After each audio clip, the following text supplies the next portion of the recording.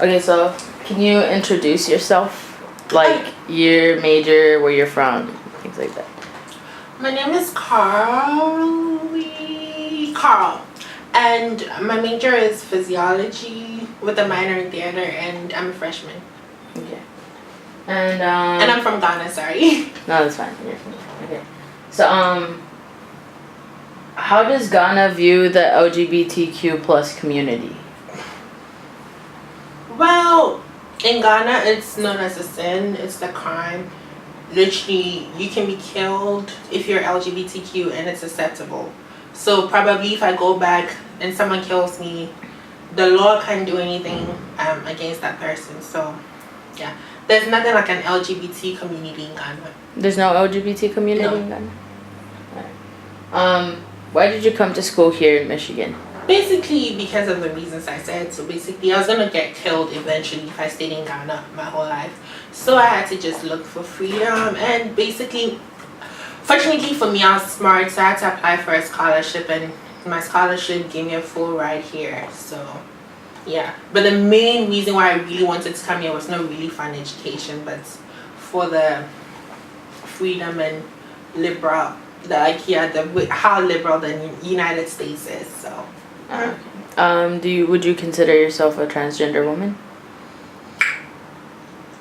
So actually, so when I came here and I had the term transgender, I always thought, oh, it deals with someone who has undergone surgery, and still that's the same notion people have. So it actually depends, because the moment I say transgender, oh my god, so you have undergone surgery? I'm like, no, I just basically identify as one. I'm not necessarily one who has undergone surgery, but I just identify as a female. So if that is what transgender is, then yes. Does your family know you were trans, and can you talk about your coming out process? My family, I don't know if they know. Basically, so they saw pictures of me dressed as a female, and the next day they disowned me on they disowned me via WhatsApp. They told me that I should remove my family name. They don't want anything to do with me. They can't just watch me just destroy my life and live a sinful life just like that. So basically, no, we're disowned you. They're cutting contact, so they blocked me on WhatsApp. They decided to seize my brother's phone, so they kind of like he doesn't have any contacts or communications with me. So yeah, that's it with my family. But then my growing up, I was always forced to kind of like just like a boy do this. I can't even walk outside, and basically it was basically because of my safety, because if I walk outside I always come home with bruises, because most of the time, anytime I'm just walking around, people start shouting gay, and everyone in my community just runs and comes and beats me up. So me walking and me living a normal life in Ghana was basically me being a criminal or something. So yeah, growing up was just very hard. There was no day I wasn't beaten up or insulted or shouted at or thrown water at or anything. It was just terrible. So in Ghana, over there, did they know you as like a gay man? So in Ghana, once you have something feminine, once you talk like a girl, once you walk like a girl, you are known as gay. They wouldn't ask you, they wouldn't even interrogate you. So basically, even in Ghana, I didn't identify as gay because of my security. Although I was into guys, but once I had those behaviors and characteristics of a gay person, once you have those, you kind of like, they kind of just assume you again, just do justice to you. So if you fit the description, they'll just go and do whatever they want. If you feel just one. So as a boy, you don't have to wear kind of like pink clothes, you don't have to walk like this, you don't have to talk like this. Even if you naturally have a soft voice, I'm sorry, you're just gonna get beaten up. Damn. Okay, and how was your experience in America compared to your experience back home? Yeah, so basically my experience in America it's been okay. It wasn't necessarily what I was expecting, but it's been it's a drastic change. Like, I mean, I wake up and I put on a wig and come to class and no one just does the fuck out. Like no one gives a fuck about what I'm doing. So it's just nice. At least it's just nice to have this kind of freedom. You don't really have to worry about what people will say or anything, except for the day except from the day I got threatened. I was just like, wow, back to Ghana. Yeah. I was gonna ask, what was it? Oh, when you were in Ghana, how did you think that like America was gonna be? So basically, I used to watch a lot of Disney movies and a lot of Instagrams, and I just thought America was where you can just come out and start singing songs and just being extremely extra. And I used to watch a lot of Instagram videos where people are just walking and just, oh my god!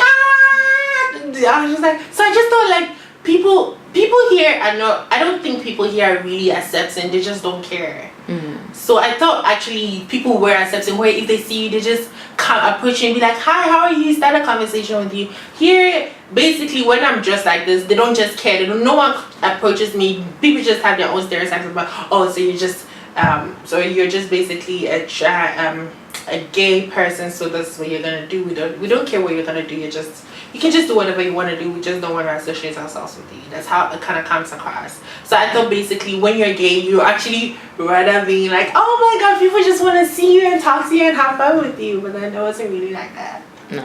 So you thought America was really accepting and they cared about you, but really they just don't give a fuck about what you're doing. Yeah, they just don't give a fuck about anybody. That's it. Okay, that's cool. Do you think anyone can afford moving to the United States, or do only the lucky ones get to come? The lucky ones get to come. In Ghana, if it wasn't for me being lucky, there was no way I was gonna come. I literally got 100% scholarship from a school, but then because I couldn't pay, it's very difficult for you. It's very expensive for you to buy a plane ticket from Ghana to the United States. So even just because I didn't have a plane ticket money, I was still gonna stay in Ghana. So if you're not very lucky, even I think just very few people in Ghana can afford coming to the United States. If you're not within that category, it's just luck. Thanks. And what was I gonna say? So for other transgender people who live in Ghana, like, will they never be able to be themselves, or? There are no transgender people in Ghana. None. Not even one. There are none, or are they just like hide it? Okay.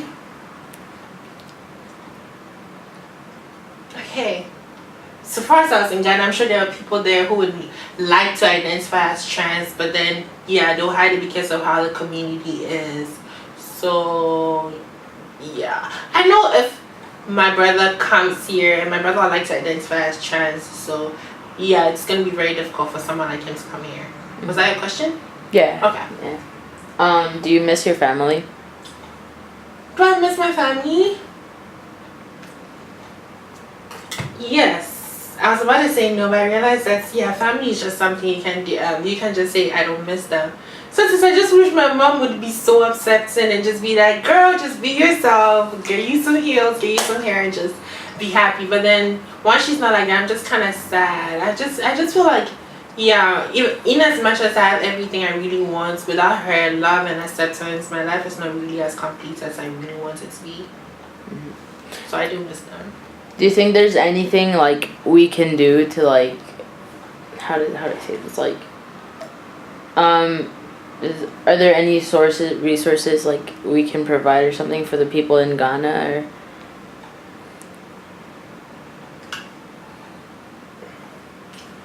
Well, for the people in Ghana,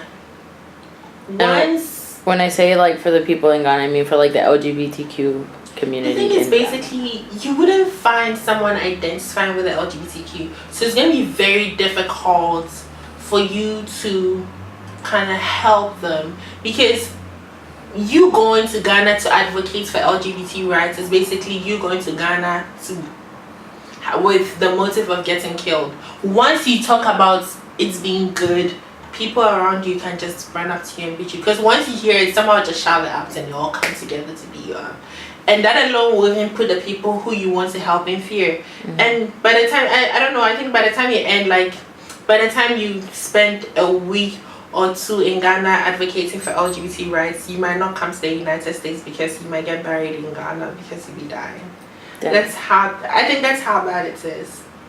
So I don't know, personally, I was thinking about it as, so is there going to be a time where LGBT rights in Ghana is going to be kind of like accepted and anything? But the thing is, once you're starting the initiative, you're just setting yourself to be killed. So it's just, yeah, it's just I don't know. I just don't know.